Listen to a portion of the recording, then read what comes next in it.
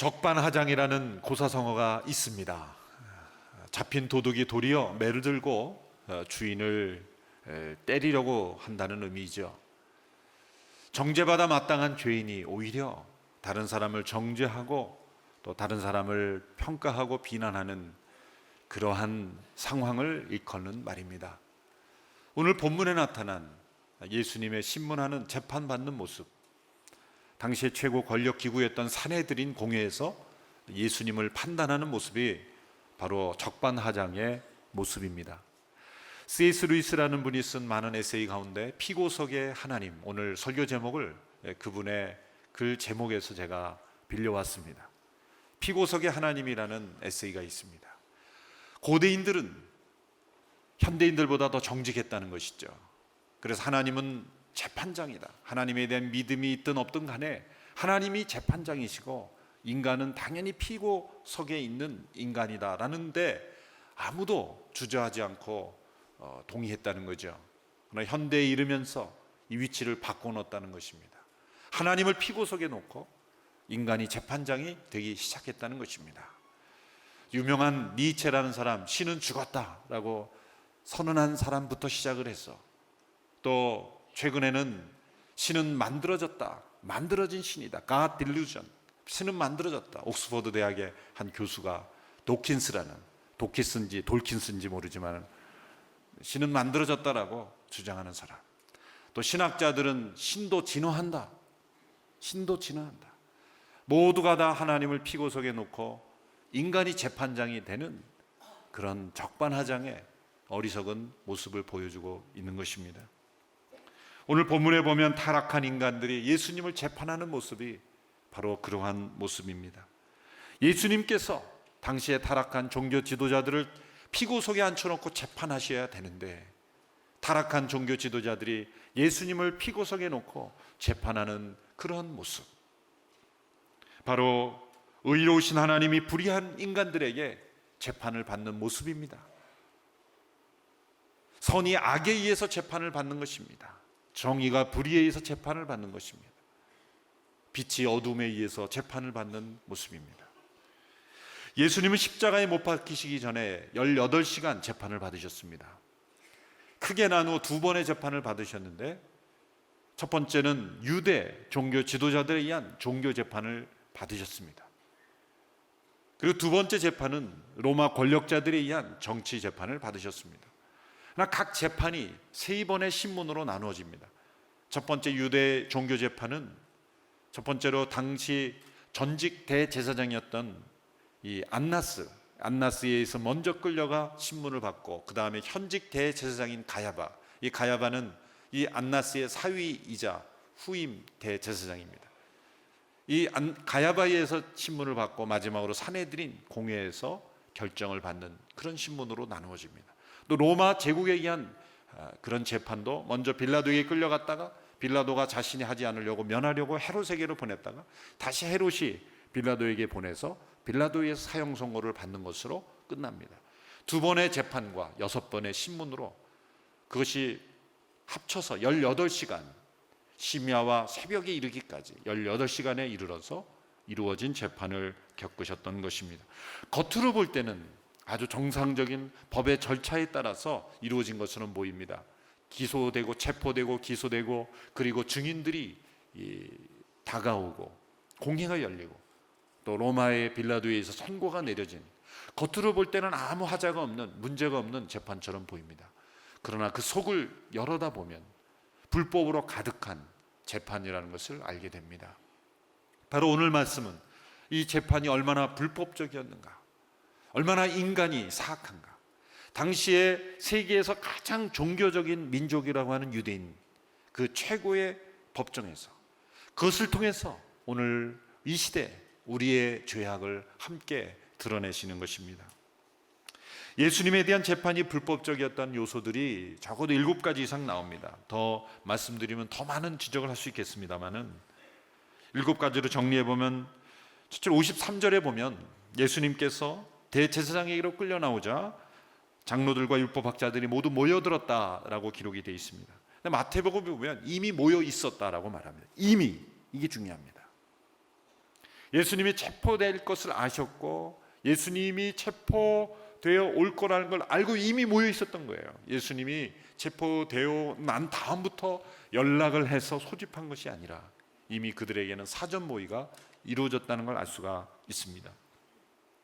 또 장소가 문제입니다. 원래 산헤드린 공회가 모이는 재판 장소는 정해져 있습니다. 오늘날에도 중요한 회의, 국회도 그렇고 장소도 중요하잖아요. 장소가 중요하기 때문에 그렇게 의장석을 점령하고 그렇게 싸우는 건 아니겠습니까? 장소가 중요합니다. 산헤드린 공회도 마찬가지입니다. 아무데나 열 수 없습니다. 성전뜰에 있는 돌로 깎아 만든 그 모임 장소에서만 결의를 해야 효과가 있었습니다. 그런데 예수님을 신문하고 재판한 곳은 바로 대제사장의 집이었다는 거죠. 불법적인 것입니다. 대제사장은 또 당시의 대제사장은 가야바였습니다. 그런데 먼저 누구에 끌려갔습니까? 안나스, 전직 대제사장입니다. 법적으로는 효력이 없는 사람이에요. 그런데 실제적으로는 가장 최고의 권력을 여전히 행사하고 있었다는 거예요. 그리고 그 사위가 그 가야바가 물려받았죠. 원래 대제사장은 아론의 계열로 혈통으로 이루어지는 것인데 당시 얼마나 불법적이었냐면 권력자들이 대제사장을 임명했습니다. 사위에게 물려줬습니다.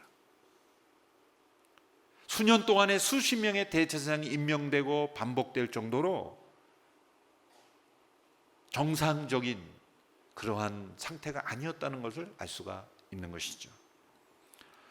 또 시간도 문제입니다. 산헤드린 공회는 밤이나 절기 때는 모일 수 없게 만들었죠. 그러나 심야에 열렸고 새벽에 그 다음날 빌라도에게 끌고 갔습니다. 절기 기간에는 할 수 없도록 되어 있었습니다. 그런데 6월절 절기 기간에 그들은 재판을 열었습니다. 만일 이 판결의 내용이 사형이라면 집행하기 전에 하룻밤을 반드시 경고하도록 그렇게 규정되어 있었습니다. 그러나 그들은 즉시 집행하도록 빌라도를 압박했죠. 또 산헤드린 회의에서는 결정하기 전에 구성원 한 사람 한 사람이 71명밖에 되지 않았기 때문에 또 모두가 참석하는 건 아니기 때문에 그 몇십 명의 사람들이 한 사람 한 사람 반드시 개인 의견을 진술하도록 발표하도록 되어 있었습니다. 개인적인 의견이 하나도 반영되지 않았다는 거죠. 그 산헤드린 공회에서는 아리마대 요셉이나 니고데모 같이 예수님의 그 정체성을 알고 예수님이 의로운 분이라는 것을 알았던 소수의 그런 공회원들이 있었을 것입니다. 그러나 개별적인 의견을 용납하지 않았던 것이죠. 또 6번의 재판에서 그 시간이 심야와 다음날 새벽까지 일반 백성들이 알지 못하는 그런 시간에 은밀하게 이루어졌다는 것이죠. 가장 중요한 것은 뭡니까? 재판에서 가장 중요한 것은 증거죠. 증거가 정확하게 있어야 합니다. 올바른 증언이 있어야 합니다. 그런데 오늘 우리가 읽은 이 본문에서 집중적으로 이 불법성을 고발하는 것은 증거가 없었다는 거죠. 그리고 증언들도 서로 일치하지 않았다는 것을 계속해서 본문에서 강조하고 있습니다. 55절과 56절을 한번 보십시오. 우리 같이 한번 읽어볼까요? 시작. 대제사장들과 온 공회와 예수를 죽이려고 증거를 찾았지만 아무런 증거도 나오지 않았습니다. 많은 사람들이 예수에 대해 거짓 증거를 댔지만 그들의 증언이 서로 맞지 않았습니다. 아무런 증거도 나오지 않았고 그리고 증언도 서로 맞지 않았습니다. 거짓 증거의 예가 오늘 본문의 57절 이하에 이렇게 기록되어 있습니다. 제가 읽겠습니다. 그러자 몇몇 사람들이 일어나 예수에 대해 이렇게 거짓으로 증언했습니다. 우리는 저 사람이 내가 손으로 지은 이 성전을 헐고 손으로 짓지 않은 다른 성전을 3일 만에 세우겠다고 하는 소리를 들었습니다. 어디선가 예수님께서 하신 말씀은 분명하긴 한데 틀려 있습니다. 요한복음 2장을 자세히 보면 예수님이 성전을 향하여 헐라라고 하는 단어는 들어갑니다. 그런데 이 사람은 이렇게 말했습니다. 내가 이 성전을 헐겠다. 그리고 다른 성전을 3일 만에 세우겠다. 이렇게 말했는데 두 군데가 틀렸습니다. 예수님은 내가 헐라 그러지 않았어요. 너희가 이 성전을 헐라 그랬어요. 헐라라고 한 것은 모독이라고 말할 수는 있겠습니다만은 예수님이 3일 만에 세우겠다라는 단어를 쓰지 않으셔서 일으키라는 것은 이 건물을 세운다라는 단어일 때 건물을 일으켰다라고 말하지 않아요. 건물을 세웠다는 단어가 분명히 있어요. 일으키리라고 할 때는 누웠다가 사람이 일어날 때 일으킨다. 그것은 죽은 자 가운데서 다시 일어나시는 부활을 상징하는 단어로 예수님께서 사흘 만에 다시 살아나리라. 그것은 예수님의 몸이, 예수님의 그 육체가 죽었다가 사흘 만에 다시 살아날 것을 말씀하신 거죠. 그런데 이들은 다른 성전을 세울 것이다 라고 말했다는 거예요. 정확하지도 않은 것입니다. 흘려 들은 얘기를 증언으로 된 것입니다. 또 그 말하는 사람들도 서로 맞지 않는 거죠. 법적으로, 합법적인 죄목으로 성립될 수 없는 말입니다. 자, 이들은 예수님이 끌려오시자 거짓 증거와 거짓 증언들을 대는데 혈안이 됐던 거예요. 사실 이들이 산헤드린 공회원들도 이 사람들이 무식한 분들이 아닙니다. 야만인들이 아닙니다. 엘리트들입니다. 지식인들입니다. 법을 아는 사람들입니다. 처음부터 이런 거짓 증거를 대려고 하지 않았을 거예요. 그래서 복음서에 보면 서기관들과 율법학자들과 바리새인들과 심지어 헤롯 당원들까지 동원이 돼서 끊임없이 예수님께 질문을 던지고 예수님을 얽어매려고 트집 잡으려고 계속 질문을 던지고 대화하는 모습이 많이 나오잖아요. 이미 오래전부터 그들은 시도했던 거예요. 합법적인 문제를 캐내려고, 어떻게든지 법으로 예수님을 옭아매려고 그들은 많은 시도를 해왔던 거예요. 그런데 예수님께 질문을 던지고 법으로 어떻게 문제를 삼으려고 할 때마다 오히려 자신들의 불의와 악의와 모습만 드러났을 뿐 한 번도 이긴 적이 없는 거예요. 잡을 수가 없는 거예요. 흠 잡을 수가 없는 거죠. 합법적으로는 예수님을 죽일 수가 없었던 거예요. 그래서 그들은 아예 처음부터 거짓말로, 거짓 증언으로, 거짓 증언자들로 하려고 그들은 모의로 하고 결심을 했던 것입니다. 증언을 하다가 말을 바꾼 게 아니에요. 아예 처음부터 우리는 거짓말이 아니고는 예수를 죽일 수 없다, 그렇게 생각을 하고 결심을 하였다는 것을 알 수가 있습니다. 당시에 가장 지혜롭다고, 가장 거룩하다고, 가장 율법을 지킨다고 생각했던 사람들에 의해서 불법적인 재판이 이루어졌던 것입니다. 이들이 왜 이러한 불법을 저질렀습니까? 교리적인 순수성을 지키려고 했을까요? 하나님의 의를 나타내려고 했을까요? 아니 로마에 대한 충성심 때문이었을까요? 빌라도가, 이제 다음 주에 살펴볼 빌라도, 다음 주에 빌라도의 재판에서 그게 드러납니다. 당시에 예수님이 하신 말씀, 예수님의 행동은 그 당시에 종교 지도자들의 죄악과 그 허물과 그 악의를 드러냈기 때문에 예수님을 내버려 둘 수가 없었던 거예요. 이 장면을 보면서 어느 목사님이 했던 말이 기억이 나요. 만일 오늘 이 시대에 예수님이 오셨다고 한다면 예수님은 어떻게 되었을까? 사실 있을 수 없는 일이지만 만일 그런 일을 가정한다면 예수님은 누구에 의해 정죄당하고 누구에 의하여 십자가에 가셨을 것인가? 당시의 종교 지도자들, 정치 지도자들에 의해서 예수님이 십자가에 가지 않았겠습니까? 권력, 권위가 아니면 누가 사람을 죽일 수가 있겠습니까? 오늘 이 시대에 재판이 타락했다면, 오늘 이 시대의 교회가 타락했다면 예수님은 교회 회의에 의해서, 최고 교회 지도자들의 회의에 의해서 정죄당하고 이 시대의 재판에 의해서 예수님은 죽임당하실 수도 있었을 것이다. 유대 사회의 부패가, 오늘 이 시대의 부패가 별 차이가 없다면 예수님은 오늘 이 시대에 오셔도 똑같은 절차에 의해서 예수님은 넘겨졌을지도 모른다. 그렇게 어느 목사님이 설교하시던, 좀 심한 말일 수도 있겠지만 그러나 그런 각도에서 우리는 예수님의 재판을 지켜봐야 한다는 것이죠. 빛이 어둠에 비쳤지만 어둠이 빛을 거부한 거예요. 그리고 그 빛을 어둠으로 덮어버리고 했던 것이죠. 그러나 빛은 결코 어둠에 의해서 감춰지지 않습니다. 빛은 결코 어둠이 삼킬 수가 없는 것입니다. 결코 악이 선을 무너뜨리지 못합니다. 불의가 정의를 깨트리지 못합니다. 여러분, 억울한 상황 속에 있는 분이 계십니까? 이 진리를 믿으시기 바랍니다. 악이 결코 선을 무너뜨리지 못합니다. 불의가 정의를 감추지 못합니다. 어둠이 빛을 숨길 수가 없는 것입니다. 자, 이렇게 거짓된 불법의 그런 재판으로 예수님을 고소하고 거짓 증언자들이 나와서 말도 안 되는 그런 증언들을 할 때 되게 자연적인 반응이라고 한다면 얼마나 속이 타고 의분이 끓어오르고 흥분되겠습니까? 놀라운 것은 예수님이 감정적으로 결코 흥분하지 않았다는 거죠. 오늘 말씀을 보십시오. 오늘 말씀에 보면 예수님은 묵묵히 침묵하셨다고 기록되고 있습니다. 61절에 보면 예수께서는 묵묵히 아무런 대답도 하지 않으셨습니다. 예수님이 왜 침묵하셨습니까? 이것은 비굴한 침묵이 아닙니다. 시간을 벌기 위한 침묵도 아닙니다. 대답할 말이 없어서, 변명할 말이 없어서 죄를 인정하는 침묵도 아닙니다. 이 침묵은 담대한 침묵입니다. 진실한 침묵입니다. 그리고 믿음의 침묵입니다. 이사야의 예언에 메시아가 어떤 모습으로 고난받는지를 이미 예언되었습니다. 이사야 53장 7절의 말씀을 보십시오. 같이 한번 읽어보겠습니다. 시작. 그는 학대를 받고 괴롭힘을 당했지만 입을 열지 않았다.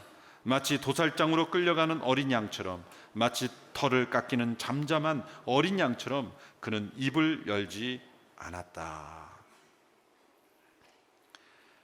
이미 예언된 대로 학대를 받고 그리고 도살장으로 끌려가는 어린 양이지만 입을 열지 아니한 그 메시아의 모습을 그대로 성취되는 것을 알 수가 있습니다. 그 이유가 베드로전서 2장 23절에는 이렇게 설명되고 있습니다. 같이 한번 읽겠습니다. 시작.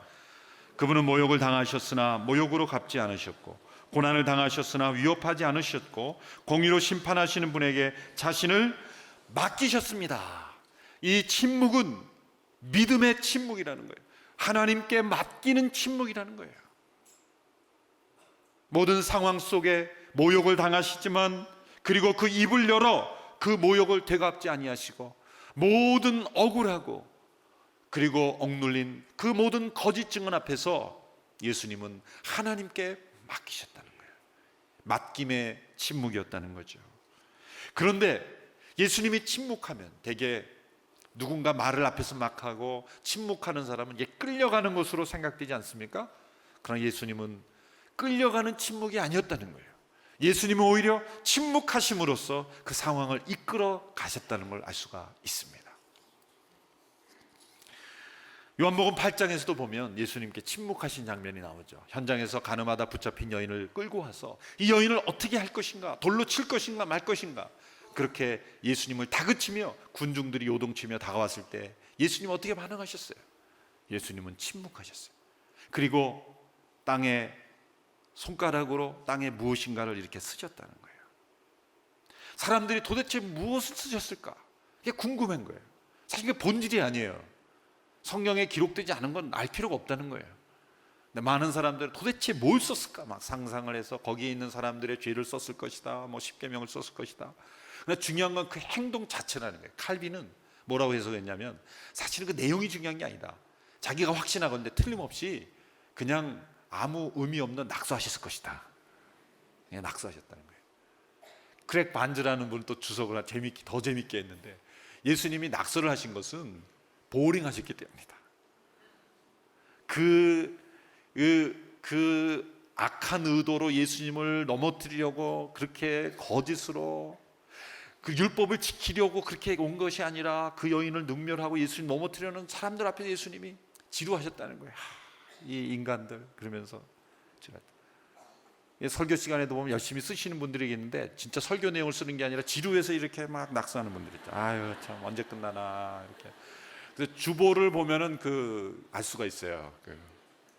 앞면에 막 낙서가 된 것은 설교가 은혜롭지 못한 거고, 뒷면에 설교 노트에 딱 기록된 거는 정확한데, 앞면에 이렇게 불필요한 단어들이 막 이렇게 적혀 있고 낙서가 이렇게 보링해서 이렇게 자꾸 쓰시는 거예요. 예수님 그러셨다는 거예요. 근데 그 어떤 효과가 있습니까? 그 행동이 막 흥분하고 요동치는 사람들 앞에서 침묵하고 글을 쓰셨대. 그 모든 그들의 불안과 흥분을 흡수시킨 거예요. 스펀지처럼 빨아들이는 거예요.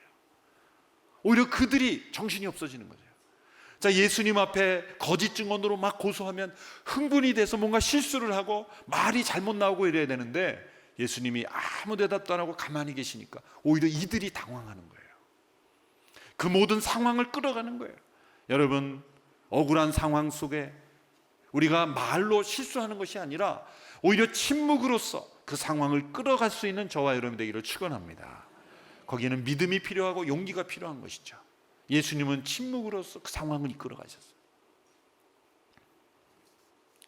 60절 이하에 보십시오. 60절, 61절에 보면 대제사장이 당황한 그러한 흔적이 보입니다.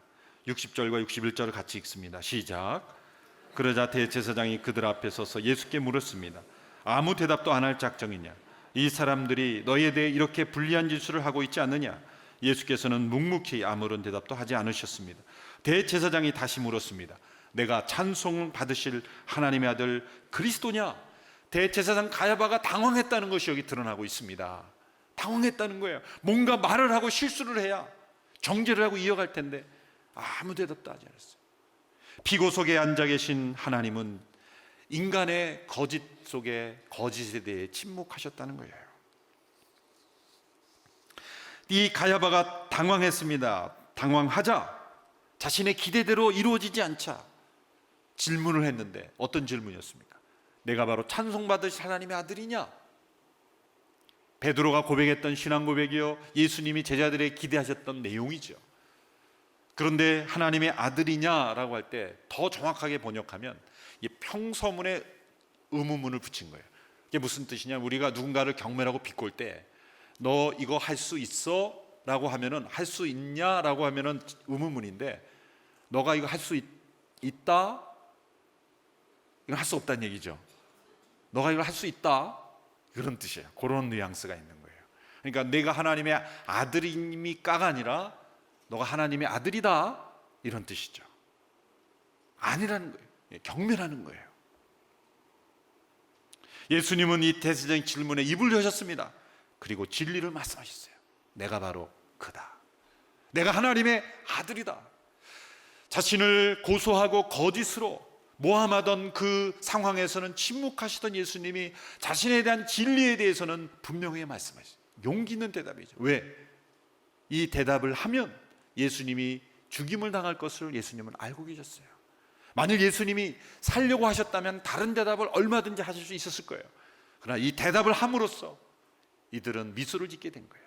드디어 신성을 모독한 죄로, 하나님을 모독한 죄로 예수님을 사형에 처할 수 있게 되었다고 생각하기 때문입니다. 예수님은 거기에 머무른 것이 아닙니다. 62절에 보면 추가적으로 구약의 두 구절을 인용하셨어요. 62절 말씀 같이 읽겠습니다. 시작. 예수께 대답하셨습니다. 내가 바로 그다. 너희는 인자가 전능하신 분의 오른편에 앉아있는 것과 하늘 구름을 타고 오는 것을 보게 될 것이다.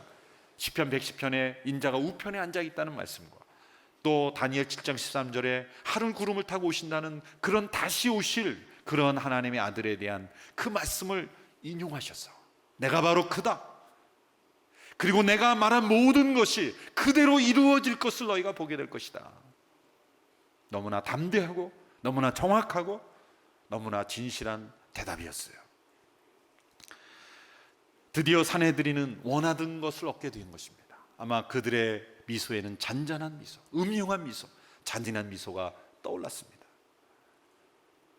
바로 예수님을 사형시킬 수 있는, 하나님을 모독했다고 하는 말을 예수님 스스로 했다고 생각했기 때문입니다.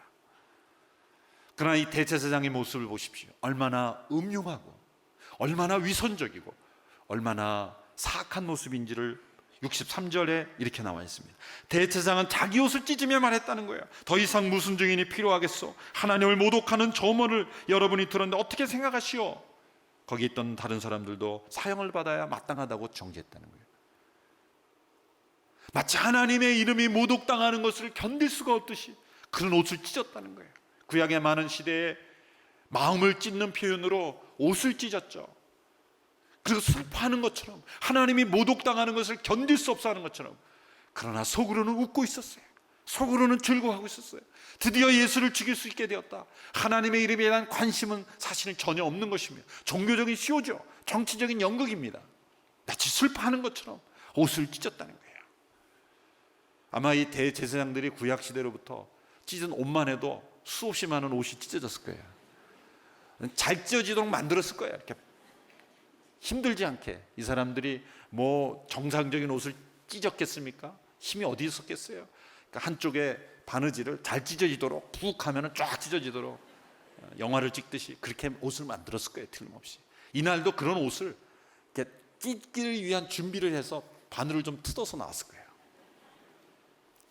옷을 찢은 거죠. 요엘서에 보면 하나님이 이들이 하도 그냥 종교자들 옷을 찢으니까 옷 좀 그만 찢어. 그렇게 말씀하셨잖아요. 요한서 2장 13절에 옷을 찢지 말고 마음을 찢어라. 제발. 옷이 아깝다. 옷이 아까워. 물자 낭비하는 거죠. 옷을 찢는 이 연극, 이 쇼. 정말 인간이 얼마나 악하냐면요, 이 한순간에 대본도 없는 연극을 이렇게 잘해요. 예수님이 이제 예수님을 올가맬 수 있다고 생각했을 때 마치 하나님 중심인 것처럼 연극에 능수능란한 이 사악한 인간의 모습을 우리에게 보여주고 있는 것이죠. 만일 이들 안에 진실이 살아있었다면 어떻게 해야 됩니까? 그냥 그렇습니까? 당신이 하나님의 아들입니까? 증거가 뭡니까? 증거를 살피고, 그렇다면 이미 증거는 충분합니다. 복음서에서 이미 예수님이 일으키신 기적과 가르침과 삶을 통해서 보면 예수님이 하나님의 아들이시라는 것이 너무나 분명해요. 얼마나 많은 기적을 더 보여줘야 합니까? 죽은 나사로가 살아나고, 오병이의 기적이 일어나고, 물이 포도주가 되고, 중풍 병자를 고치고, 눈먼 자를 고치고, 38년 된 병자를 일으키고, 얼마나 많은 더 표적을 보여줘야 합니까? 이미 표적은 충분한 것입니다. 증인들도 많은 것입니다. 예수님이 하나님의 아들이시라는 증인은 많은 것이에요. 증인이 없고 증거가 없어서 하나님의 아들이시라는 것을 인정하지 못한 것이 아닙니다. 이들은 하나님의 아들이시기 때문에 예수님을 죽이려 한 거죠. 정말 참남한 것은 누구입니까? 예수님이 아니라 예수님을 재판한 그들인 것입니다. 그들이야말로 피고 속에 앉아야 할 사람들이죠. 이들은 거기에 그치지 않고 예수님의 얼굴에 침을 뱉고 얼굴을 때리며 모욕을 주었습니다. 65절을 보십시오. 어떤 사람들은 예수께 침을 뱉었습니다. 또 예수의 얼굴을 가리고 주먹으로 때리며 말했습니다. 누가 때렸는지 예언자처럼 맞춰보아라. 경비병들도 예수를 끌고 말을 때렸습니다. 예언이 무슨 장난치는 겁니까? 누가 때렸는지 예언자처럼 알아맞혀 보아라. 이 경박함을 보십시오. 비열함과 잔인함을 보십시오. 그런데 예수님은 또다시 침묵 모드로 들어가십니다. 하나님의 아들이심만 말씀하시고 그렇게 때리고 조롱하고 침을 뱉는 그런 상황에서는 예수님은 다시 침묵으로 들어가셨다는 거예요. 이사야 50장 6절에 이미 메시아의 예언에 대한 말씀 그대로 이루어졌어요. 이사야 50장 6절의 말씀을 보십시오. 같이 읽습니다. 시작. 나는 나를 때리는 사람들에게 내 등을 주었고 내 수염을 뽑는 사람들에게 내 뺨을 내어주었다. 조롱하고 침을 뱉는데도 나는 얼굴을 가리지 않았다. 여러분, 구약의 예언이 얼마나 정확합니까? 침을 뱉는 것까지 다 예언된 거예요. 침 뱉는 사람이 구약에 그렇게 예언되어 있으니까 내가 예언을 하나라도 성취해야 되겠다 그러고 침을 뱉었겠습니까? 아니, 사악함에서 나온 침 뱉음입니다. 그런데 구약에 메시아가 당할 고난에는 침 뱉음을 당하는 것까지도 예언되었다는 거예요. 그것까지도 성취되었다는 거예요. 얼마나 정확한 예언이요 말씀입니까? 예수님께서 당하신 모든 과정은 이미 예수님께서 다 말씀하신 거예요. 마가복음 10장에. 저 여러분 다 잊어버릴지 모르지만 마가복음 10장 33, 34절에 보면 인자가 넘겨져서 죽음에 넘기고 갈정을 당했고 그리고 침뱉음을 당하고 고난당하고 다시 살아날 것이다. 이미 예수님이 말씀하신 예언 그대로 이루어지는 것을 볼 수가 있어요. 예수님이 죽임당하신 이유는, 이 불법 재판에 의해 정죄당하신 이유는 하나님의 아들이셨기 때문이에요. 어이없게도 예수님은 끊임없이 당신의 가르침 속에서 자신의 하나님의 아들 되심을 말씀하셨어요. 인자라는 말씀을 사용하셨어요. 지극히 높으신 이 아들이라는 말씀이 나옵니다. 이 복음서에 보면 예수님의 자기소개 가운데 가장 많은 것이 바로 하나님의 아들이심, 그리고 하나님과 동등한 분이라는 거예요. 그들은 이 주장을 근거로 예수님을 죽일 죄에 해당된다고 말했어요. 여러분, 예수님이 하나님의 아들이시라는 주장에 대해서 여러분 어떻게 생각하십니까? 그거 다 인정하니까 여기 와 있지라고 생각하실지 모릅니다. 그러나 예수님이 하나님의 아들이시라는 것을 주장하고 받아들이는 것이 얼마나 큰 일인지 우리는 다시 한번 생각해 봐야 합니다. 예수님의 이 자기 주장, 하나님의 아들이심에 대해서 우리는 다시 한번 생각해 보십시오. 이 말이 사실일 가능성과 사실이 아닐 가능성이 있어요. 그렇죠? 만약 믿지 않는다고 한다면, 만일 예수님의 자기 주장, 하나님의 아들이 아니실 경우에는 두 가지 또 가능성이 있어요. 첫 번째는 예수님께서 당신께서 하나님의 아들이라고 주장한 것이 사실이 아니라는 걸 아는 경우와 모르는 경우가 있어요. 자, 예수님께서 하나님의 아들이 아닌데 그것을 모르면서 하나님의 아들이라고 말했다면 예수님 어떤 분이에요? 정신병자죠. 정신병. 오늘날에도 정신병원에 가면 내가 하나님이라고 하는 분들도 있어요. 자신이 하나님의 아들이 아님에도 불구하고 그걸 모르면서 그렇게 생각한다면 정신병자예요. 만일 하나님의 아들이 아니라는 걸 스스로 알면서 그렇게 말했다면 예수님은 어떤 분이에요? 사기꾼이죠. 인류 최대의 사기꾼이에요. 가장 성공적인 사기꾼이죠. 수없이 많은 사람들을 속인 사람이 되는 거예요. 만일 그것이 아니라면 어떤 가능성이 있습니까? 그 외의 가능성은 없는 거예요. 하나님의 아들이라는 것을 아님인데 그것을 알았을 경우와 모르실 경우 그 외의 가능성은 없는 거예요. 제가 드린 이 논지는 C.S. 루이스가 예수님을 하나님의 아들로 받아들일 때 사용한 논증 방법이에요. 그렇다고 한다면 예수님이 하나님의 아들이시라는 가능성밖에 없는 거예요. 그렇다면 받아들일 것인가 받아들이지 않을 것인가 밖에 없는 거예요. 그래서 가능성이 전혀 없는 것은 예수님은 훌륭한 종교 지도자나 훌륭한 도덕의 선생이나 예수님은 훌륭한 지도자, 그것은 아니라는 거예요. 훌륭하지 않다는 게 아니라 그 정도에서 머물러서는 안 된다는 거예요. 예수님은 훌륭한 분이지, 역사상 위대한 지도자지, 그렇게 말해서는 틀린 말이라는 거예요. 차라리 예수님이 정신병자, 예수님이 사기꾼이라고 말하든지, 아니면 예수님 하나님의 아들이심을 받아들여야 된다. 예수님은 단지 훌륭한 선생이라는 것은 아니라는 거예요. 그렇게 말할 수는 없다는 거예요. 그런 가능성은 조금도 없다는 거예요. 그렇다고 한다면 저와 여러분은 어디에 서 있습니까? 예수님은 살아계신 하나님의 아들이심을 고백하는 사람들입니다. 하나님의 아들이시기 때문에 구세주가 되신 거예요. 우리 죄를 대속하실 수가 있는 거예요. 그분이 하나님의 아들이시라면 그분의 죽음은 아무런 의미가 없습니다. 한 사람의 억울한 죽음일 뿐이에요. 불법에 의한 억울한 죽음일 뿐입니다. 하나님의 아들이시기 때문에 그분의 피가 우리의 죄를 대속하실 수가 있는 거예요. 그리고 우리를 대속하신 구세주시기 때문에 우리의 주님이 되실 수가 있는 거예요. 많은 사람들이 하나님의 아들이시라는 거 고백하고 또 나의 구세주라는 고백하지만 주님이라는 고백은 안 해요. 마이 로드, 나의 주님이 되시는 않아요. 하나님의 아들이시라면 우리의 구제주가 되시고 구세주시라면 나의 모든 삶의 주인이 되어야 한다는 거예요. 하나님의 아들이심을 인정하는 것은 나의 모든 삶의 주인이 예수 그리스도라는 것을 고백하는 것입니다. 그래서 우리가 예수는 그리스도, 예수는 주 이렇게 찬양하는 거예요. 우리는 재판장이 아닙니다.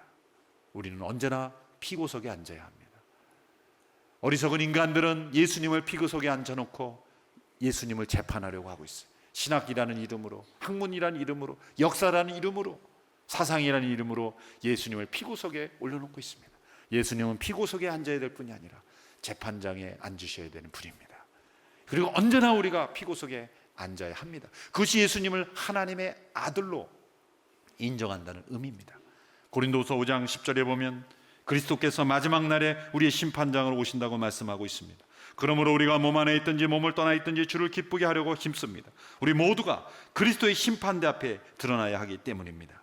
그 결과 각기 선악간에 몸으로 행한 것에 대해 보응을 받게 될 것입니다. 예수님이 처음 오셨을 때는 피고석에 오셨어요. 왜? 재판을 받아야 되는, 피고석에 앉아야 되는 모든 인류를 구원하시기 위해서, 거기서 우리를 빼내시기 위해서, 자유케 하기 위해서, 해방시키기 위해서 예수님이, 하나님의 아들이 그분이 피고석에 앉으셨어요. 그리고 불법 재판을 당하셨어요. 다시 오실 때는 예수님 피고석에 안 오십니다. 재판장으로 오십니다. 그리고 우리의 삶을 심판하실 것입니다. 하나님을 피고석에 앉힌 모든 인간들을 하나님은 심판하실 것입니다. 하나님과 우리의 자리를 다시 한번 되찾는 저와 여러분 되기를 축원합니다. 하나님을 하나님의 자리에, 우리를 우리 인간의 자리에 다시 올려놓아 예수는 그리스도, 예수는 주님이라 고백하며 살아가는 저와 여러분 되기를 주님의 이름으로 축원합니다.